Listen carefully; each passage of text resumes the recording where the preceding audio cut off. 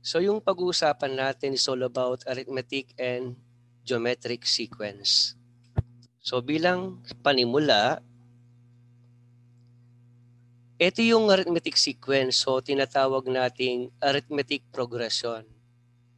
An arithmetic progression or AP, also called as arithmetic sequence, is a sequence of numbers which differ from each other by a common difference. So yung pagkasunod-sunod ng mga numero na i-write natin into a sequence, merong common difference per interval. Halimbawa, the sequence 2, 4, 6, 8, 10. Ang pagkasunod-sunod ng mga numerong yan, may common difference na 2 kasi 10 minus 8, 8 minus 6, 6 minus 4, and 4 minus 2. Lahat sila may common difference na 2. Another example, 1, 4, 7, 10, 13, 16, 19, 22, and so on and so forth. Meaning continuous yan.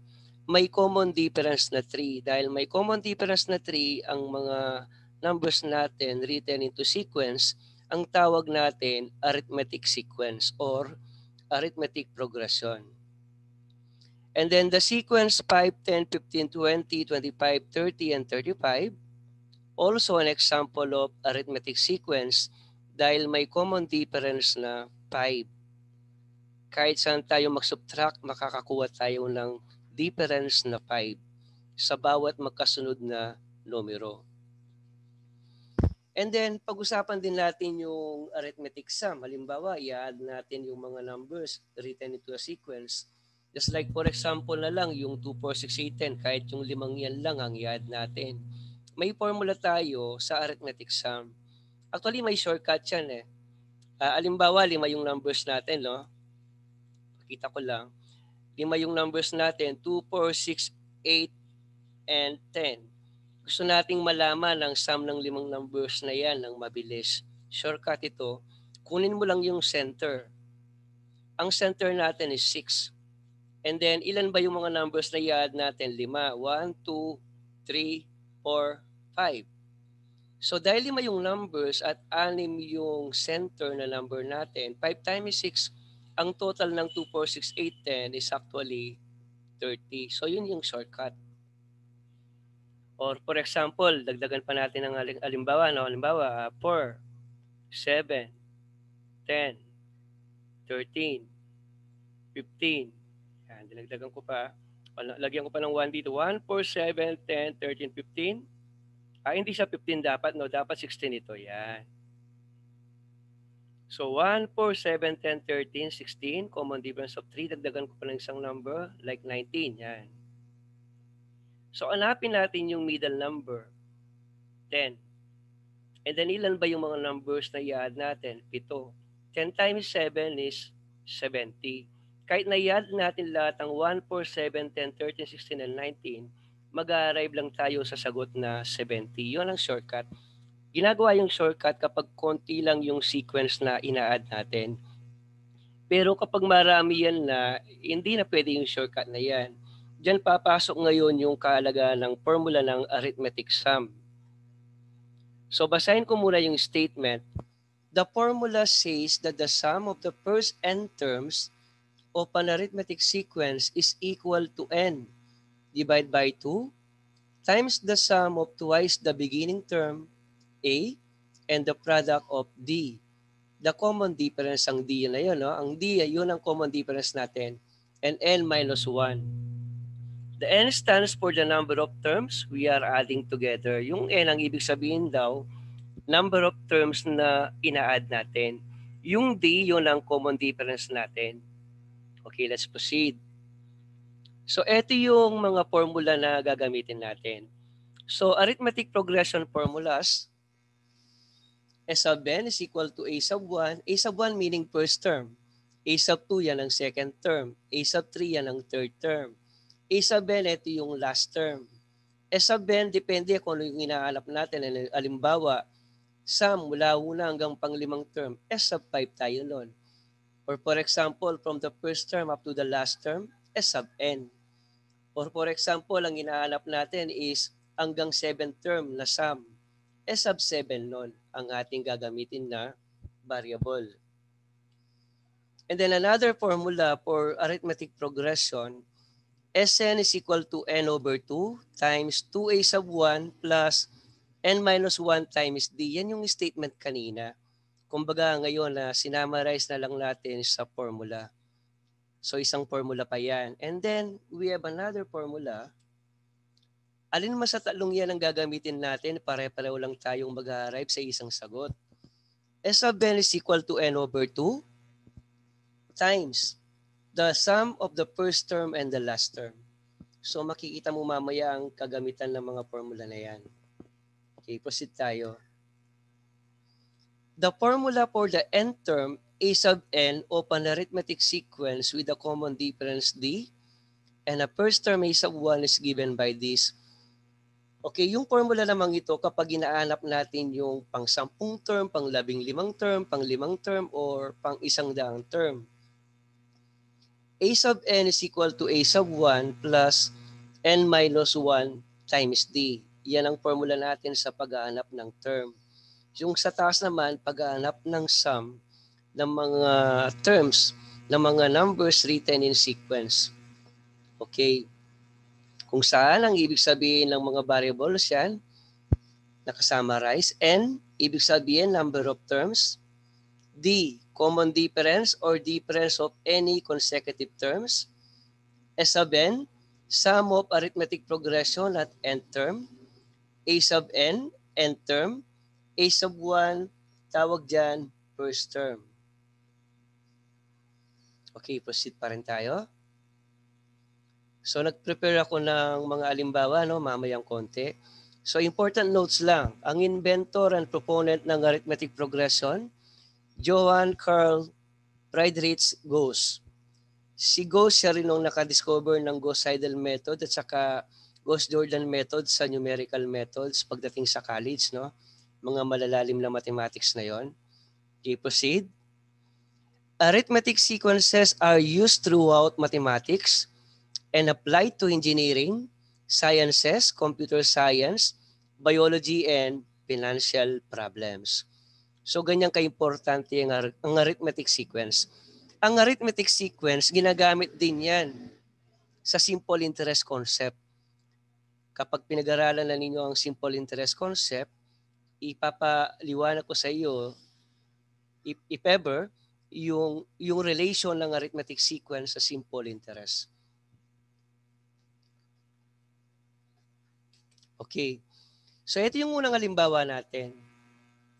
An arithmetic sequence as a common difference equal to 10. So ibig sabihin yung common difference natin na D equal daw sa 10. At yung pangalim na term is equal to 52. Pinapaanap ang 15th term. Okay. So kung susulat ko yung mga yan, ano, yung common difference natin, ang value, 10. And then yung pangalim na term or A sub 6 daw is equal to 52.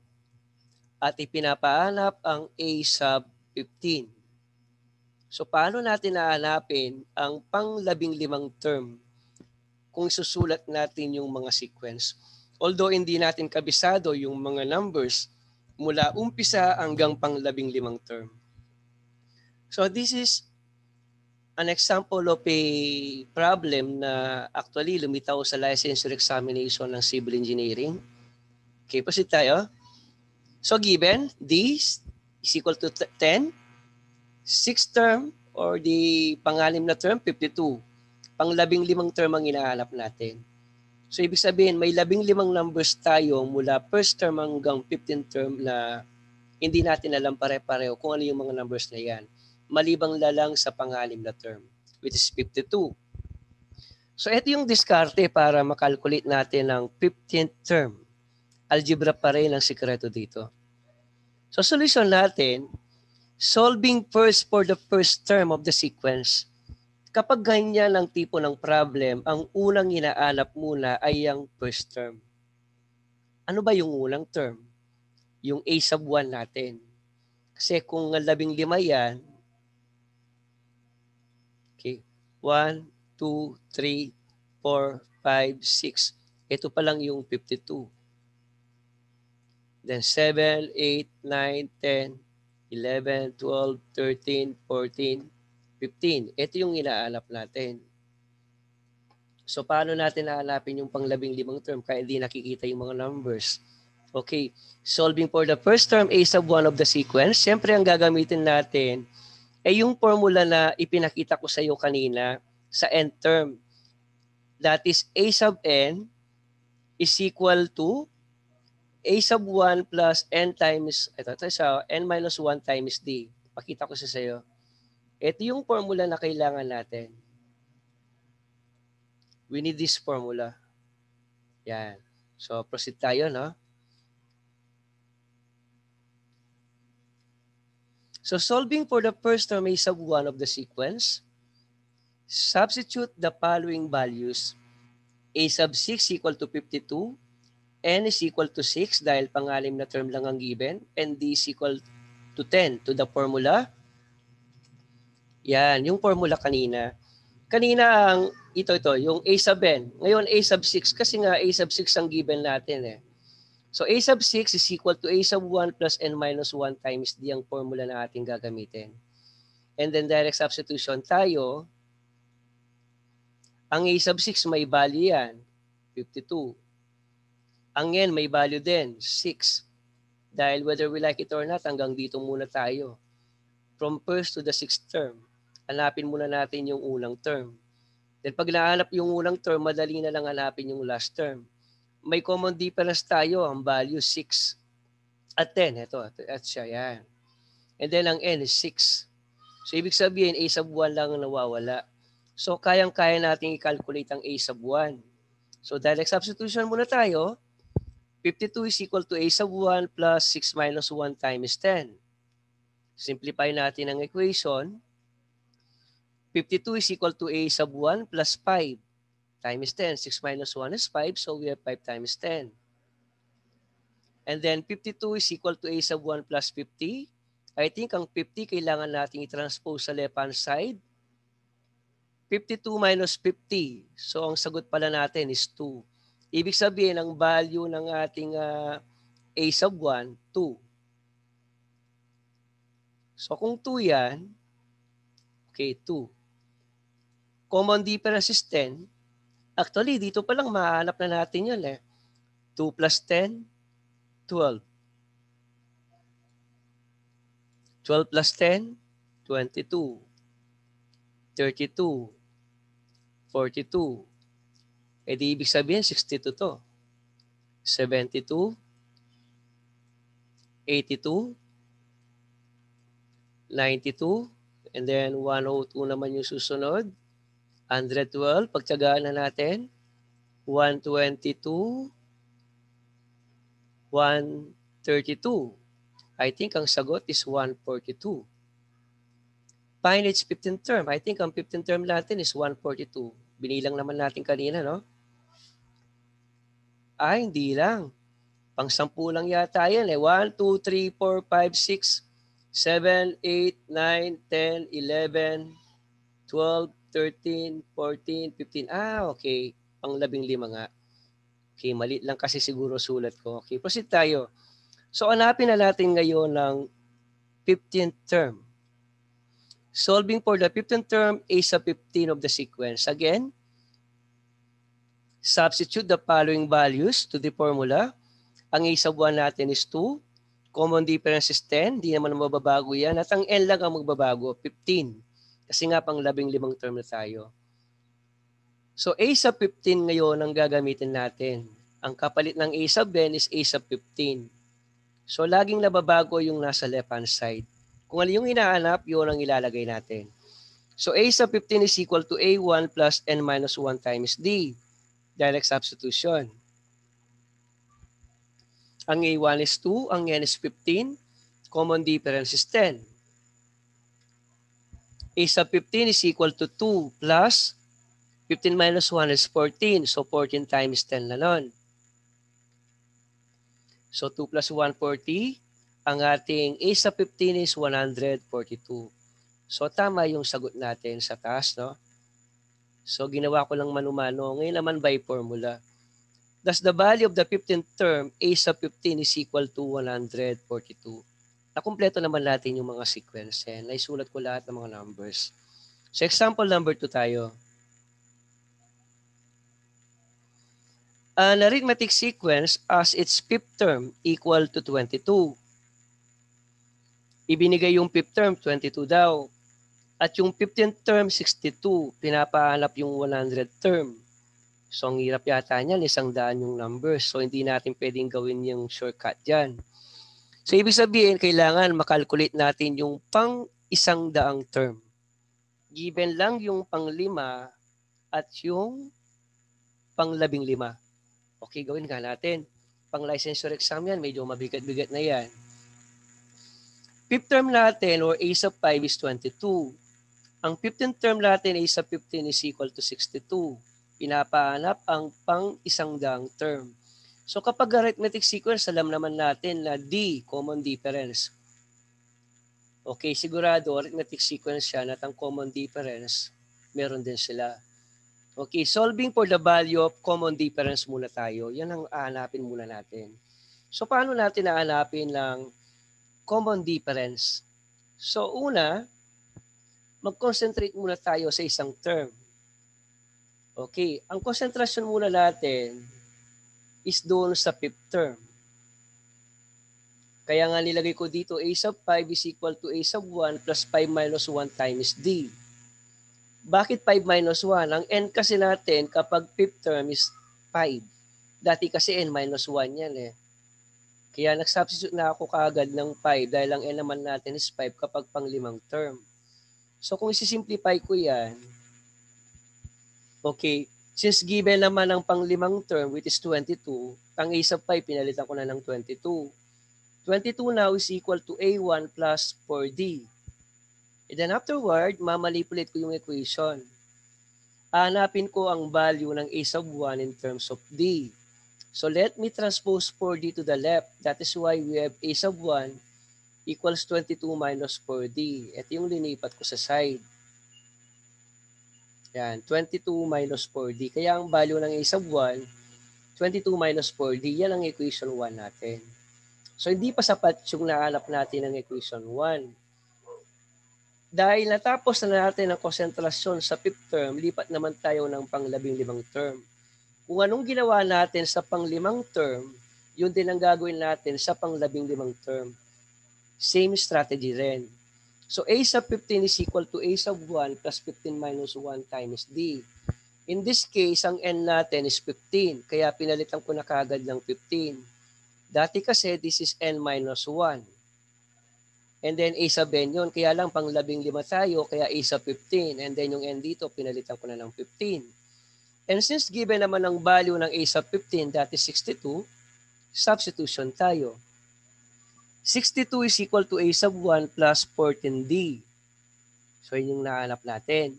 And then, likewise, sa equation 1, nahanapin din natin ang equation 2, hanapin din natin ang value ng a sub 1 sa atin sa a sub 15. So ang a sub 1 dito, gamit ang 15th term, ang a sub 1 is equal to 62 minus 14d. Okay. Since isa lang namang sequence yung mga yan, sa isang sequence lang galing ang 22 at 62, definitely parehas lang sila ng value ng a sub 1. Pareho lang sila ng umpisa. So pareho lang ng a sub 1 ang meron tayo dito. So anong gagawin natin ngayon? Hanapin natin pareho ang common difference at a sub 1. Pero ganito muna ang gagawin natin. Equate muna natin ang parehong may value ng a sub 1. Equating equation 1 and equation 2. Ang ibig sabihin, ang a1 ng equation 1 at ang a1 ng equation 2, pagtutugmayin lang natin, i-equate lang natin. So yung 22 minus 4d, ito yung sa equation 1 value ng a1. Ang 62 minus 4d, 14d, ito naman yung value ng a sub 1 sa equation 2. So in-equate natin. Linear equation in one variable ang dating yan. Mahanap na natin ang d. If I will transpose negative 14d to the left, magiging positive yan. Nilipat ko to sa left. So magiging positive. Ang 22 naman, lilipat ko sa right, magiging negative. So magiging ganyan yung equation natin. Negative 4D plus 14D is equal to 62 minus 22. Simplify natin. 10D is equal to 40. Then divide both sides by 10. Ang common difference natin ngayon is equal to 4. Now, hanapin na natin ngayon ang value ng a sub 1. Pili na lang tayo sa dalawang equation. Alin man sa dalawang yan, mag-substitute tayo ng value ng d is equal to 4, pareho lang ang sagot na lilitaw. O kunwari, solving for a sub 1, using equation 1, yan, 22 minus 4d. So 22 minus 4 times 4. 22 minus 16, ang value natin is 6. Yan siya. So nahanap natin a sub 1 value is 6. Anyway, kahit ito man ang gamitin natin, 6 pa rin ang mahanap natin. Now, solving for the value of the 100 term or a sub 100, pwede na natin mahanap. Bakit? Kasi may a sub 1 value na tayo at may d value na tayo gamit ang formula na yan. A sub 100 is equal to a sub 1 plus n minus 1 times d. Definitely, ang n natin is 100 dahil pang isang dump term ang hinahanap natin. Ang a sub 1 may value na tayo, which is 6. Ang common difference naman is 4. Now, direct substitution tayo dyan. A sub 100 is equal to 6 plus 100 minus 1 times 4. So, equal to 6 plus 99 times 4.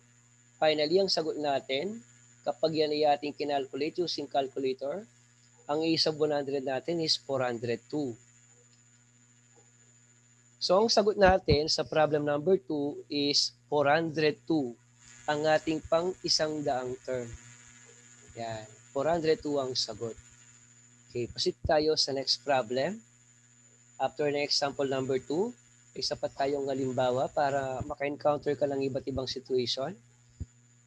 Find the sum of all the integers from 1 to 1,000.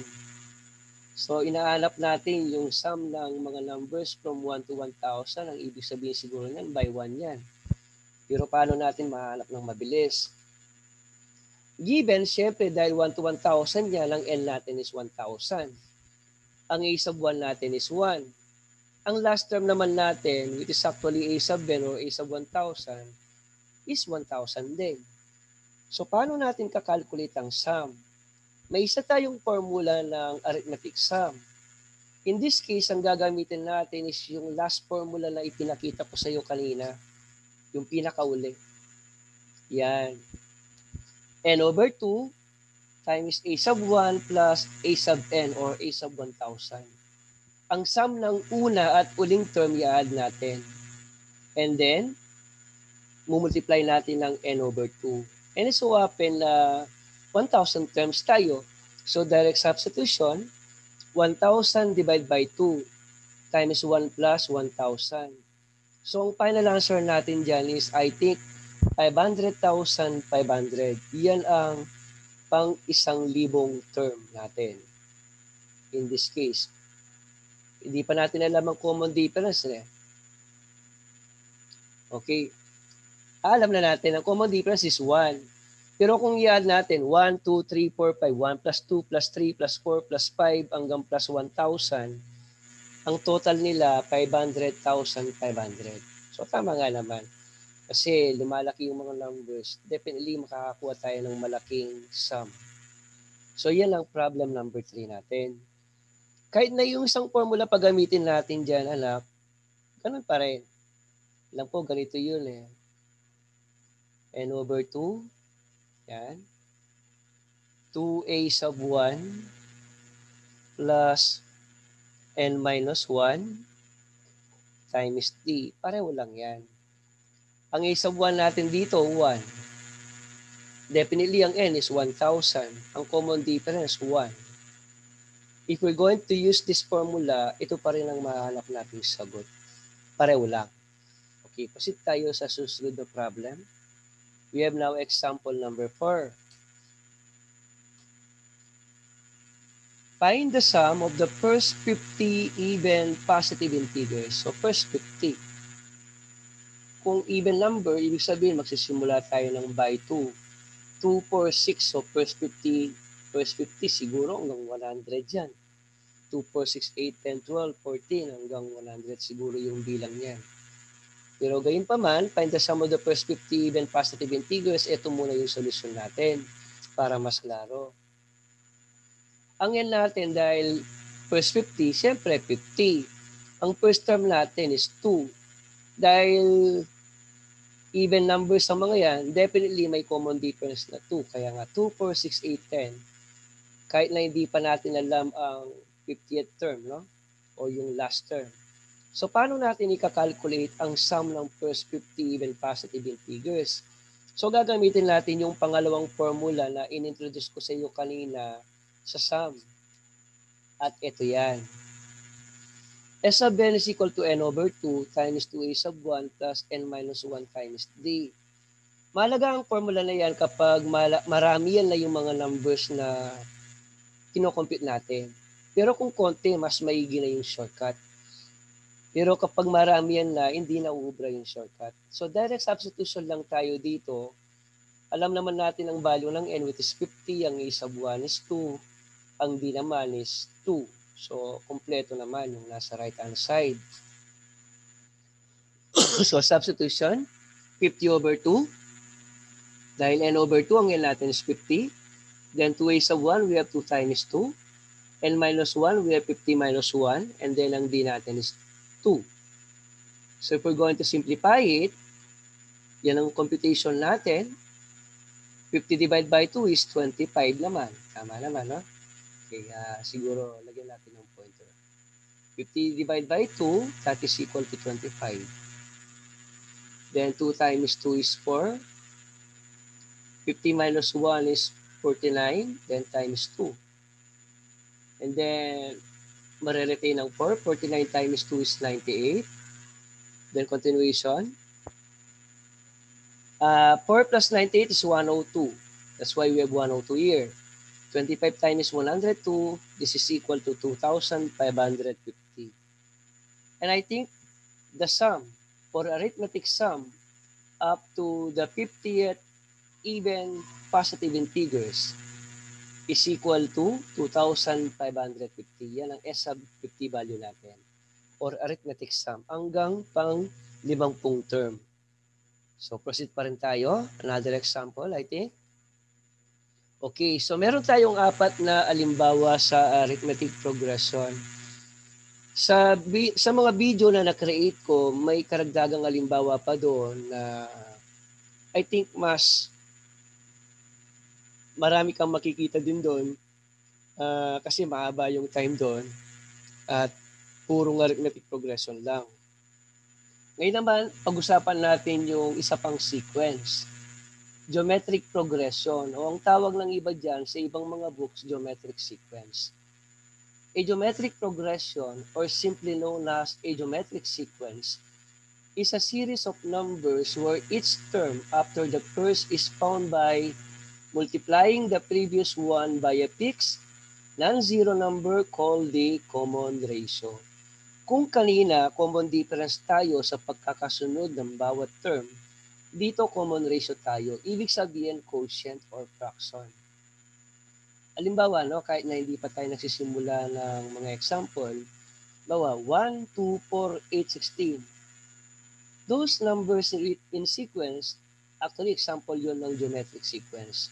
Kasi nga, ang pagkakasunod ng mga numbers, kung susulat ko, no, ganito yan para mas klaro lang. Bawa 1, 2, 4, 8, 16, 32, 64. Ano yung common ratio dyan? Ito yung common ratio. 64 divided by 2, ang sagot 2. 32 divided by 16, ang sagot is also 2. 16 divided by 8, 2. 8 divided by 4, 2 pa rin. 4 divided by 2, 2 pa rin ang sagot. 2 divided by 1, 2 pa rin ang sagot. Ibig sabihin, kahit na aling makasunod na number, meron silang ratio na 2 or common ratio na 2 or quotient. Okay, proceed tayo, no? Basahin ko muna yung definition. A geometric progression or simply known as geometric sequence is a series of numbers where each term after the first is found by multiplying the previous one by a fixed non-zero number called the common ratio. So yun ang ibig kong sabihin kanina na in-explica kong common ratio sa mga bawat magkasunod na numero. At ito yung mga alimbawa natin ng geometric sequence. Halimbawa, 2, 4, 8, 16, 32. May common ratio na 2. Okay.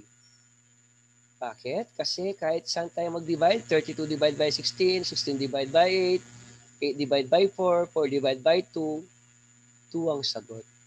Next, the sequence 3, 9, 27, 81, 243, etc. having a common ratio of 3. Bakit 3? Tingnan natin. 243 divided by 81, 87 divided by 81 divided by 27, 27 divided by 9, 9 divided by 3. Pare-pareho ang quotient na 3.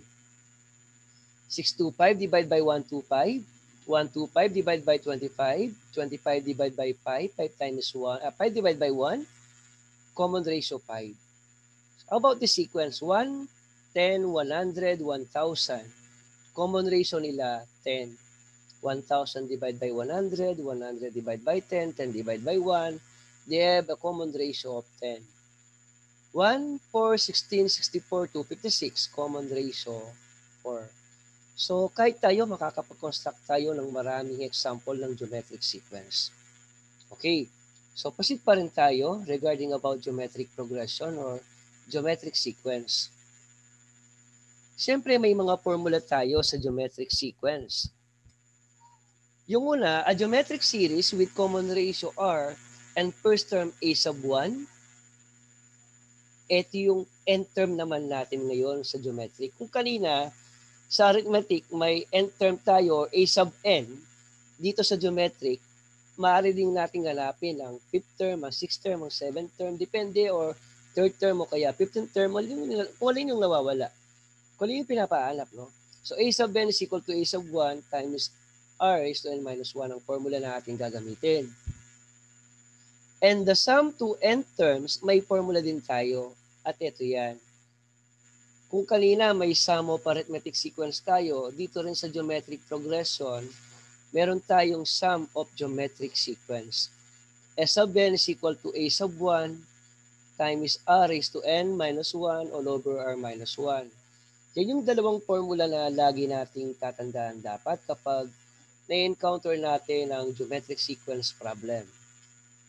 Wherein ang ibig sabihin ng a sub 1, first term ng geometric sequence. Ang r naman, ito yung common ratio. N is the number of terms in the sequence. A sub n naman ay ang nth term or last term of the geometric sequence. A sub n ang ating ginagamit na pang general term, pang kalatan, kahit na anong ipaanap. Kaya n. Halimbawa, 100th term, 50th term, 3rd term, 8th term, 15th term, 6th term, or whatever. Okay, proceed. Sample number 1 natin. The first term of a geometric progression, 64 daw. Ang fifth term naman dito is 4. If the sum of all the terms is 1 to 8, what is the common ratio? O, kakaiba ito, no? Ang ibinigay dito, ang first term ng geometric daw. So, ibig sabihin, dyan pa lang, may a sub 1 na tayo. First term, 64. Yan naman yung 4, fifth term. Yan yung a sub 5. Ang value daw is 4. And then sum of all the terms, S sub n daw. Hindi natin alam kung ilang terms yan eh. Ang S sub n natin is 128. 128. Siguro kung hanggang pang 5 term lang yan, S sub 5 ito. Okay. S sub n is 128. Pero hindi natin alam kung ilang term lahat yan. Then what is the common ratio? Yan ang pinapahanap. R. So let us try to solve the problem. Paano natin nahanapan ang solusyon ng R, common ratio? So let's try.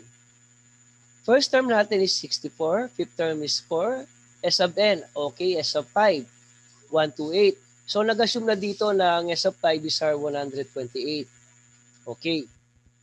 So ibig sabihin may N na tayo which is equal to 5. Okay, proceed tayo. Solving for common ratio R. A sub 5, kanina kasi ang formula na yan, anak, ganito siya. A sub n,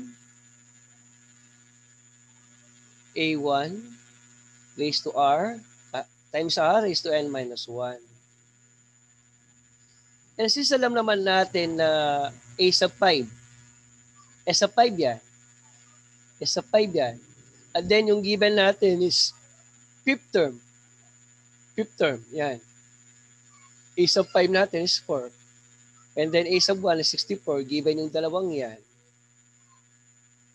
Natural, kung A sub 5 is equals to A sub 1, kung N natin dito kanina is 5, ang N natin dito is 5 na rin. Kasi A sub N ito kanina o A sub 5. Sumusunod lang yan. Kung ano yung N mo dito, yun din ang N doon. So 5 minus 1 yan. So substitution tayo. Ang A sub 5 value natin is 4. Ang A sub 1 is 64. Then R raised to N minus 1. Kaya nga lang, ang N natin is equal to 5. So 5 minus 1. So simplify natin ang ating equation. Yan. Cross multiply ko ang 64 sa left. So 4 over 64. Or i-divide ko ang buong equation ng 64. Ganito kanina yan. Para lang klaro. Magdi-divide ako ng 64 dito. Magdi-divide din ako ng 64 sa left. So cancel yan. That's why we have arrived with this. 4 over 64 is equal to R to the 4. Continuation. R to the 4. I-reduce natin sa lowest term ang 4 over 16. 4 over 64, parehong divisible ng 4. 4 divided by 4. Okay, pakita ko, no? Yung 4, dinivide ko ng 4. That's why we have 1. Ang 64, dinivide ko rin ng 4. 64 divided by 4, 16. The next move. R to the 4 ang mayroong value. Ang hinahanap lang natin is R. So, anong gagawin ko both sides? Okay? I-erase ko rin lang 4 ang nasa right-hand side. Di ba ang 1, okay, pakita ko lang, no? Para lang klaro. R to the 4. Ang 1, pwede kong i-erase sa 4. Ang 16, pwede kong isulat ng 2 to the 4. Yan.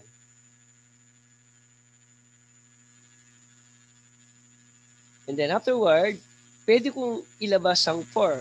Pwedeng sabihin ko na lang 1 up dahil pareho lang namang 4 yan eh. And ito yung arrival niya.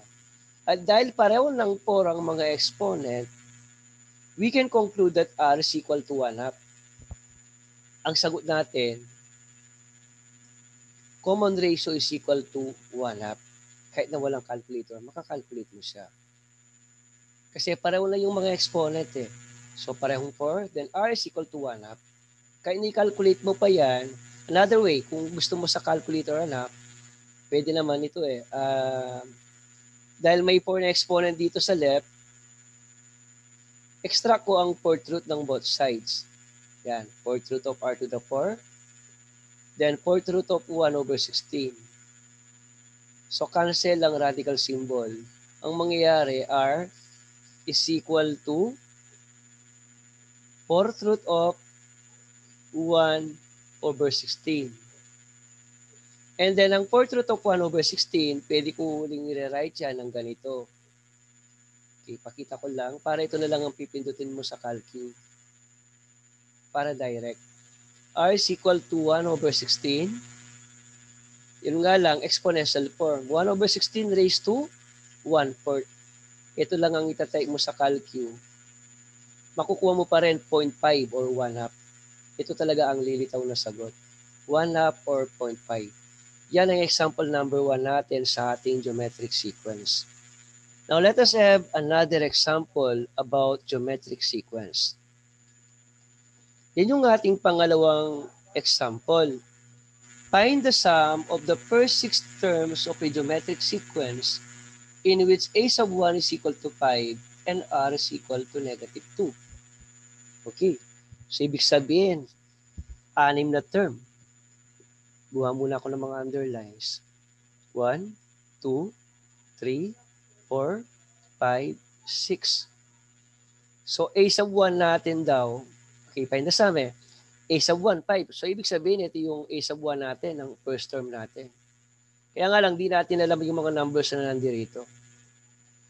Pero binigay yung common ratio.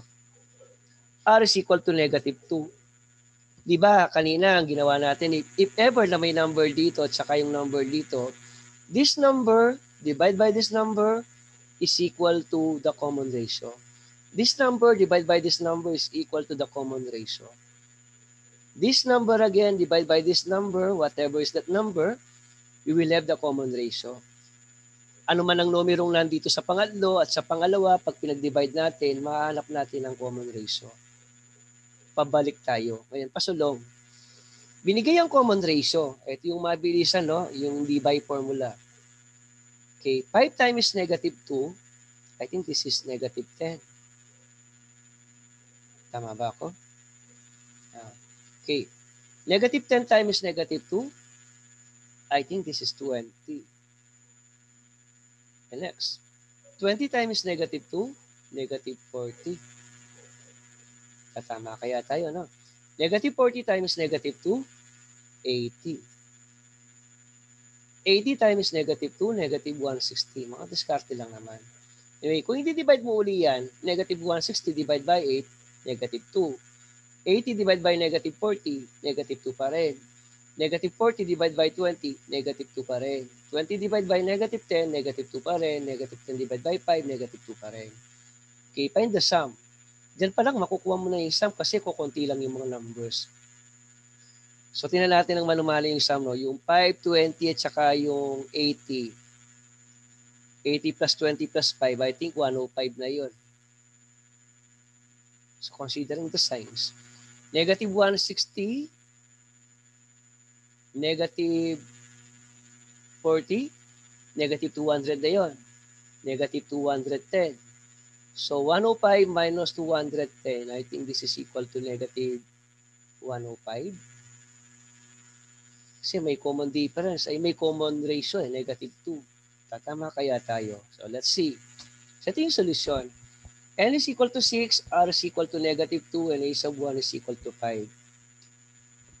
Solving for the geometric sum S sub N. May formula. S sub N is equal to A sub 1 times R raised to N minus 1, and then all over R minus 1. Direct substitution lang tayo. 5, yung A sub 1, ito yun, no? A sub 1 natin is 5. R natin is negative 2, kaya negative 2 raised to 6 kasi ang N natin is 6. Then R minus 1, negative 2 minus 1. Simplify natin. Negative 2 and negative 1 is negative 3. So yung nasa taas, nire-write ko muna. Pareho lang ito nung una, ito. Nire-write muna natin. And then 2 raised to 6. What is negative 2 raised to 6? 2, 4, 8, 16, 32, 64. So tama nga naman. Negative 2 raised to the 6th power is 64. Anumang negative number na nakaraise sa even number na exponent is always positive. Kung ito negative at add yung exponent, definitely negative yan. Basta add ang exponent. Kaya nga lang, ang negative number natin, ang exponent niya is an even number. That's why we have positive 64. Positive ang result.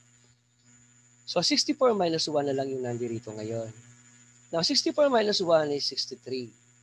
So 5 times 63 divided by negative 3. Anong sagot? S sub 6 is equal to negative 105. So tumama tayo sa manumano kanina. Nagawa natin ng manumano kasi kukunti lang sila. Pero kung marami yan, kailangan natin ng tulong ng formula. So yun yung tanging dahilan kung bakit ang mga formula na yan were derived. Bakit na-derive yan ng mga mathematicians? Para mabigyan ng solusyon nyo o katugunan yung kairapan kapag marami yan na yung terms, pinadadali ng formula. Kasi kung marami yan, mahirapan tayo sa manumano. Okay, next. So yun yung sagot natin, geometric sum, S sub 6 equal to negative 105.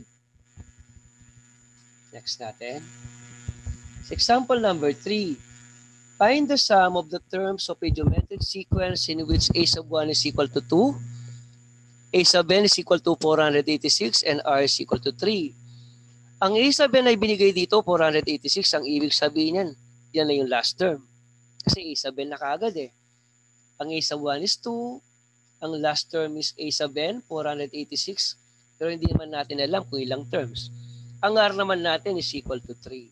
So how do we solve? Paano natin sa-solve ang sum? Okay. A sub 1 natin is 2, r natin is equal to 3, and then a sub n is equal to 486. Solving for n. Solve muna natin ang value ng ating n. Kasi hindi pa natin alam ang n eh. Okay. A sub n is equals to a sub 1 r raised to n minus 1. So direct substitution, ito may value, that is 486. Ang a sub 1 may value and that is equal to 2. Ang r natin may value din and that is equal to 3. So sakto. Isa lang naman ng unknown variable eh, that is n. So substitution tayo. 486 para sa a sub n, a sub 1 is 2, and then 3 raised to n minus 1. Next, pwede nating i-divide yung buong equation ng 2 lang. Hindi pwedeng i-multiply yung 2 sa 3 kasi ang 3 may exponent na n minus 1. This is illegal, no? Hindi mo pwedeng i-multiply ang 2 sa 3 sapagkat ang 3 ay may exponent na n minus 1. Pero kung parehong walang exponent ng mga yan, pwede nating i-multiply. Pero dahil may exponent na sarili ang 3, ang 2 ay 1 lang, hindi pwedeng i-multiply yung dalawang yan. So ang gagawin natin, pwede namang i-divide yung buong equation ng 2 para mawala na yung 2 sa tabi ni 3. Okay, proceed tayo. That's it. 486 divided by 2 is equal to 3 raised to n minus 1. Then proceed. Ano muna ang value ng 486 divided by 2? That is 243. And 243 is equal to 3 raised to n minus 1. May iba't ibang paraan para makalculate ang n, no? Pwede naman ang 243 dahil, di ba, yung logarithms natin, yung mga strategy kung paano ba i-convert logarithm to exponential, exponential to logarithm, counted dito. Papasok dito ang kaalagaan ng logarithms at saka ng exponential. Papasin natin 3 itong base nito. Hindi ko pa pwedeng gawan ng paraan na ganito. Okay, dito kasulat. 3 raised to n minus 1. And then may nakikita din ako ng base na 3 dito. Kaya nga lang, ano yung number na gagamitin ko sa taas? Ano bang number na kapag rinaise ko ang 3, 243 pa rin? 3 times 3 is 9. Dalawa na yon. Times 3 is 27. Tatlo na yon. Okay, pakita ko, no? 3 times 3 is 9. 9 na yan. Times 3, 27. Times 3, 27 times 3 is 81. Times 3, dyan pa lang ang 243. 5. So I need exponent of 5 here. Since pareho na silang 3, nasa taas, no? Pwede ko nang i-equate yung mga exponent. Pareho naman sila ng base eh. So n minus 1 is equal to 5. Transpose negative 1 to the right side, n is equal to 5 plus 1. I think n is equal to 6. Check nga natin kung tumama. Okay, dito ang discarded. Take the logarithms of both sides. Pero tayo, nag-exponential tayo. 6 ang nahanap nating sagot. Yung discarded dito, ilolog ang parehong side. Logarithm ng 243. And then ilolog ko rin ang 3 raised to n minus 1. Mare-review logarithm mo dito. Yung n minus 1 natin, going back to the properties of logarithm, yung n minus 1, pwede kong dalhin sa unaan. So log 243 now is equal to n minus 1 times log 3. Yan. So ganyan na yung solution natin, no? Yung 243, diyan ko ngayon lalagay yung 3 raised to 5. Kasi log 3 yun eh. O kaya pwede naman, i-divide ko ang buong equation ng log 3. Yan, ayun nga ang ginawa. Dinisibit yung n. Okay, burahin ko lang yung iba, no? Total, naka-record naman yan. I-brain ko to para kitang-kita lang. Yan. So, ibang diskarte ginawa dito, no? Log 243 is equals to n log 3 minus 1 log 3. Ang ginawa dito, dinistribute yung log to each term sa loob. Yan. So, ano lang naman yung may n log? Yung may n, ito lang. So, ibig sabihin, yung dalawang yan, ito at saka yun, pwede kong pagsamahin sa isang side. So, naiwan ng n log 3, nilipat ko yan, nagiging positive. So, log 243 plus log 3 or 1 log 3, yan. And log 3 is equals to log 243 plus 1 log 3. And then afterward, i-divide ko ang buong equation ng log 3 para malaman ko ang value ng n. So, itatype mo lang buo yan. Ang mahanap mo na is 6. Pero mas klaro yung kanina, mas mabilis. Mas mabilis yung kanina. Actually, meron pong mas mabilis dito eh. Yung log 243, I'll show you another solution lang, no? Log 3 to the 5 equal n minus 1 log 3. Pinahirap lang dito sa example natin. Dalhin ko yung 5 sa unaan. 5 log 3 equals n minus 1 log 3. Let me divide the entire equation by log 3. Log 3. Cancel. Anong na lang natira? Cancel din doon. N minus 1 is equal to 5. N is equal to 6. Napakaraming paraan. Napakaraming diskarte na pwedeng may apply. Pero isa lang ang output. I've shown you 3 ways to calculate for the value of n. Pero hindi pa dyan nagtatapos yung problem natin, no? Kasi ang nahanap pa lang natin dyan is n, 6. Ipinakita ko yung talong paraan ng pagsasolve ng n using calculator, mano-mano, by logarithm, by exponential. Then papasok yung kahalagaan ng general mathematics. Okay, konektado ang mga math subjects natin. So alamin na natin ngayon ang sum dahil may n na tayo. So I think pwede ko nang burahin yung mga yan para mas klaro. Mas maintindihan mo yung lesson mo, anak. Okay, burahin ko na, no? Naka-recorded naman yan. Then kapag sa cellphone, pwede namang screenshot mo lang. Makukumpleto mo yung computations, I mean. Okay, proceed tayo sa solution niya. Since may value na tayo ng n and that is equal to 6, solving for the geometric sum now. At yan ang formula natin. S sub 6 kasi pang-anim na term. Hanggang 6 term lang pala yung given natin. Nahanap naman natin ng n. So S sub 6 lang tayo. At ang formula natin is A sub 1 times R raised to n minus 1 all over R minus 1. Ang first term natin is 2. Ito yun. So this will be equal to 2. Ang R natin, na-calculate pa lang. Hindi siya na-calculate, given pala. R is equals to 3, ayan. Ang na-calculate natin is n is equal to 6. Kaya 3 raised to 6 minus 1. Then 3 minus 1. So kung ika-calculate yan gamit ang calculator, ang ating sagot is 2 times 729 minus 1 all over 2. So cancel lang 2 both numerator and denominator. Yan. But 729 minus 1 is 728. A1 na lang yung multiplier, 728 pa rin tayo, yung sagot. So ang sum mula una hanggang pang-anim na term, 728 daw. So mag-eksperimento nga tayo. Kung ang common ratio is 3, makita nga natin, no? Buburahin ko lang, no? Para sigurado tayo kung talagang 728 nga yan. At totoo nga ba talaga ang geometric progression? Baka binobola lang tayo ng theorem na yan. Tingnan natin ang maigi kung tatama tayo. Makukuha ba kaya natin ang manumano ang 728? Okay.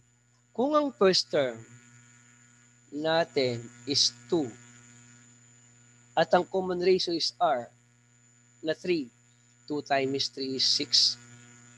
Una, pangalawa. i-multiply ko ulit ng 3. 6 times 3, 18. Okay, tama.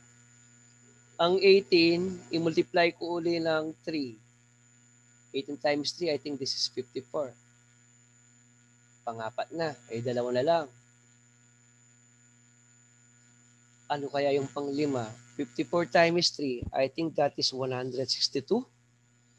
50 times 3 is 150, and then 4 times 3 is 12. 150 at saka 12 is 162. Yan. Then 162 times 3. 160 times 3 is 480 na yon. 2 times 3 is 6, so 486. Yan. Tama naman. So, add nga natin, no? 486 at saka 162. Okay. I-arrange natin. 486, ano mano? 162, 54, add natin vertically, 18, 6, and 2. 6 plus 2 is 8, plus 4 is 12, plus 8 is 20, plus 6 is 26, plus 2 is 28. Carry 2. 2, 10, 16, 21, 22. 2 carry 2. 2, 6, 7. So, tama naman. So, ibig sabihin, tama yung sum natin na 7 to 8. So, tama din yung paggamit natin ng formula. So, yun yung pagkasunod-sunod ng mga numbers at yan yung tinatawag nating geometric sequence. So, thus, the geometric sum S of 6 equal to 728. Okay, nak? So, yun yung discussion natin regarding about arithmetic and geometric progression.